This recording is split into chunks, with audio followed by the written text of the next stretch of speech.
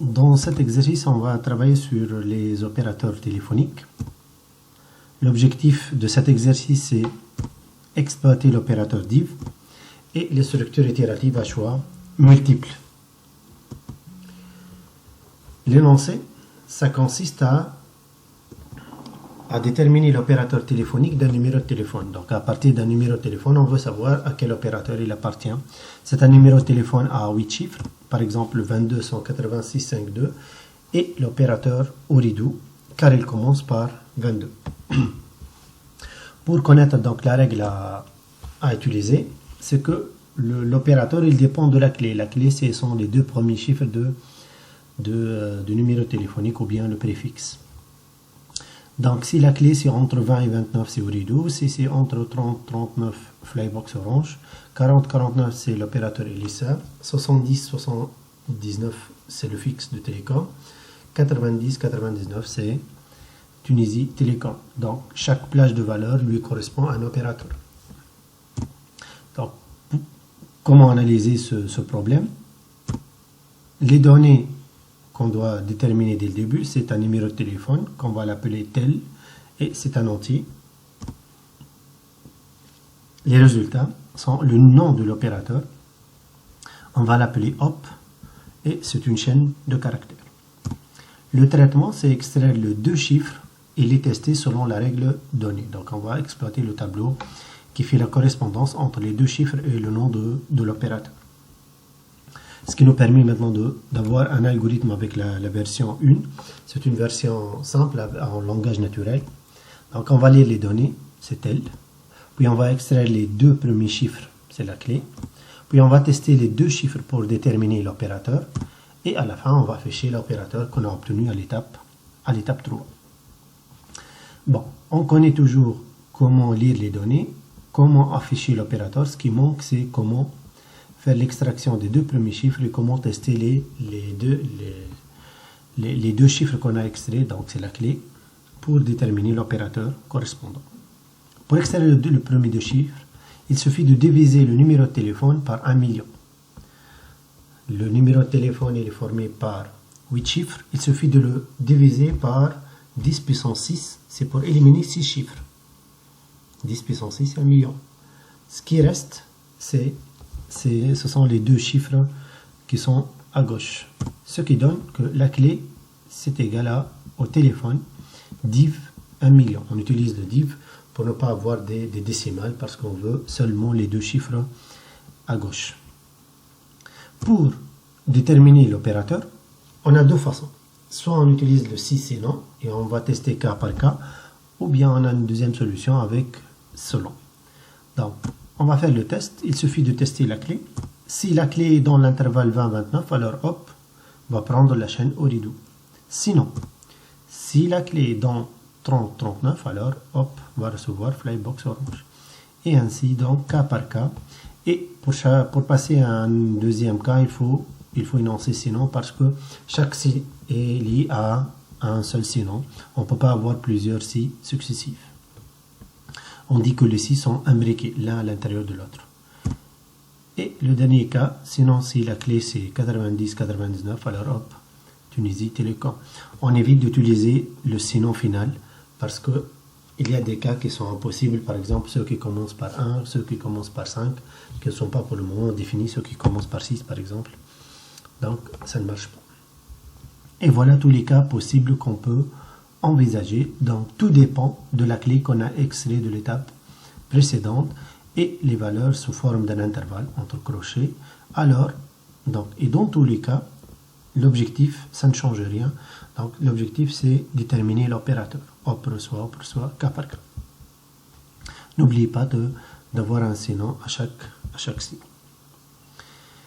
Il y a une autre façon pour présenter ceci, c'est la structure selon. La structure selon, elle va faire la même chose, mais d'une façon plus lisible, plus facile à comprendre. Selon la clé, donc c'est comme si on va tester la clé, et on va faire intervalle par intervalle. Pour chaque intervalle, on fait lui correspondre un traitement. Le traitement, c'est calculer l'opérateur. Donc 20-29, ça veut dire que si la clé est entre 20 et 29, donc l'opérateur c'est Ooredoo, 30-39, c'est Flybox, 4049 c'est Elisa, 70-79 fixe Télécom et 90-99 c'est l'opérateur Tunisie Télécom. Et fin selon.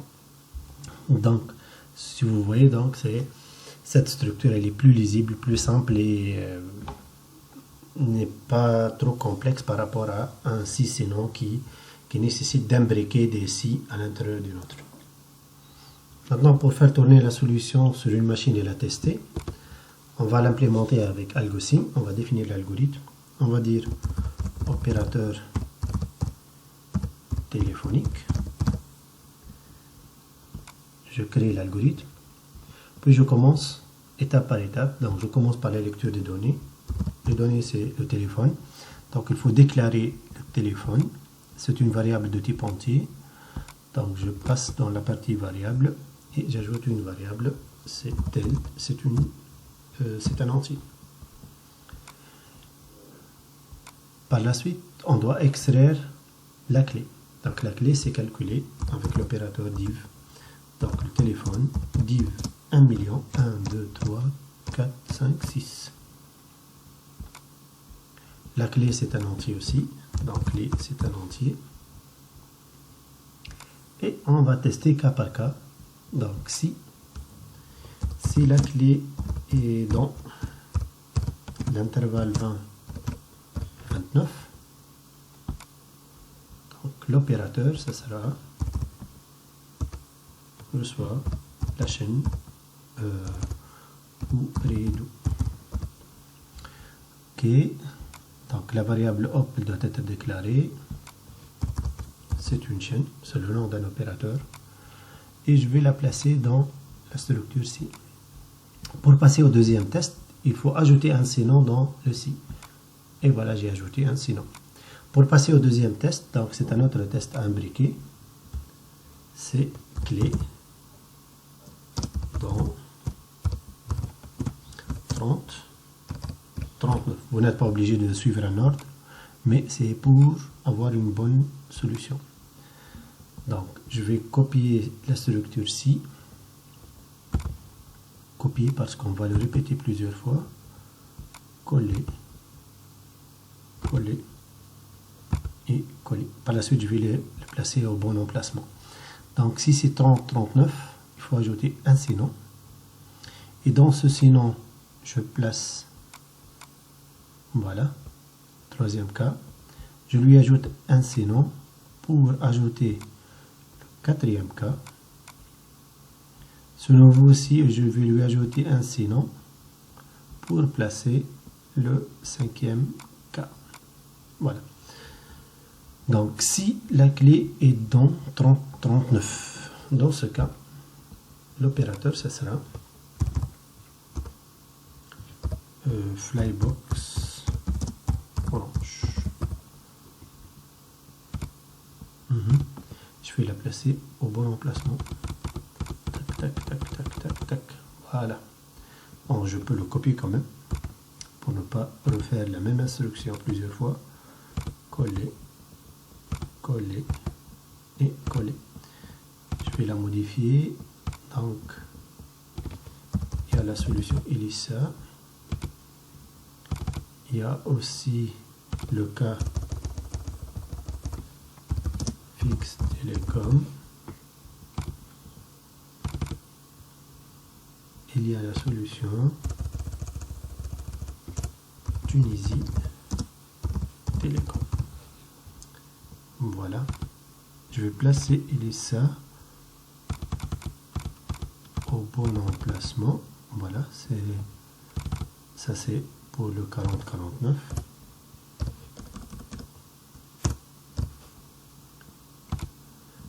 Le troisième cas c'est 70-79.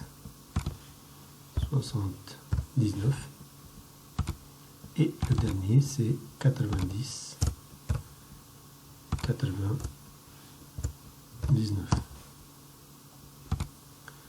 Donc je fais tel. Voilà, fixe de Télécom.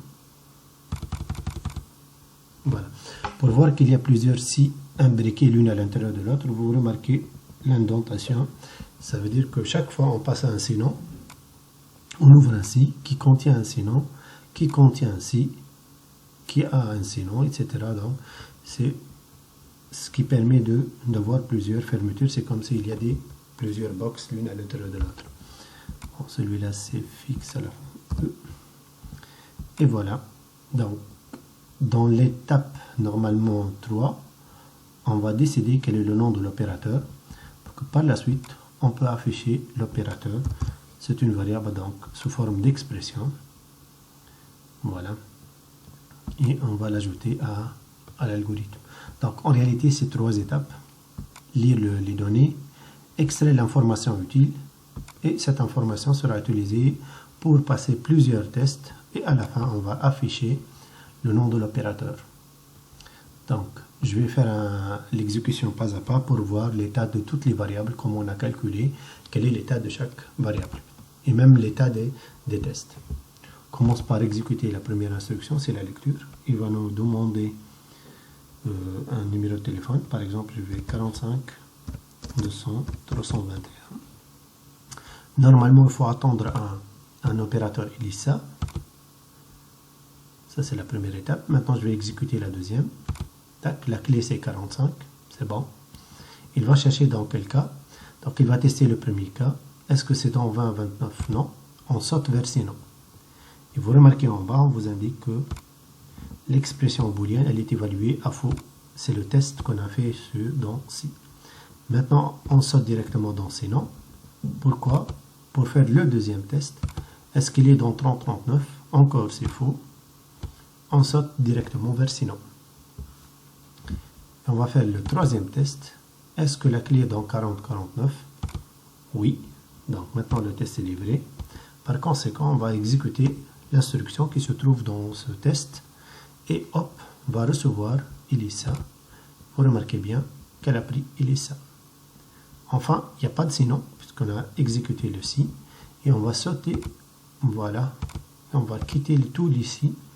Parce qu'il y a une décision qui est faite, ce n'est pas la peine de continuer à tester. Et à la fin, on va afficher l'opérateur, c'est ELISA.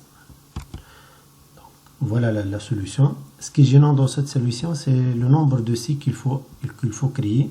On a 5 cas, donc on était obligé d'avoir 5 si, l'une à l'intérieur de l'autre. Il faut faire attention à la fermeture de chacune, sans avoir des tests répétitifs. Donc, on passe d'un test à un autre. Si un test est réussi, le reste ne sera pas fait. Et voilà la solution. On l'a testé. On peut tester pour tous les autres cas, mais voilà, j'ai bien choisi donc une valeur à l'intérieur. Ce n'est pas ni la première ni la dernière, c'est quelque part, pour voir qu'il peut sauter des cas et il peut traiter le bon cas.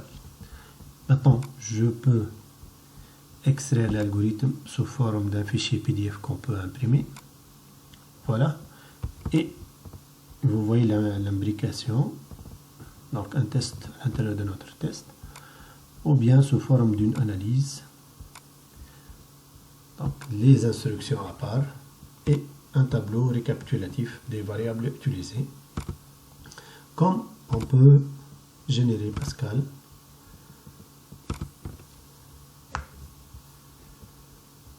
Et voilà le code Pascal. Remarquez bien, donc on utilise le div, l'opérateur dans, in, write, et voilà, donc 2 entiers et une chaîne de caractères. Et merci pour votre attention et à la prochaine.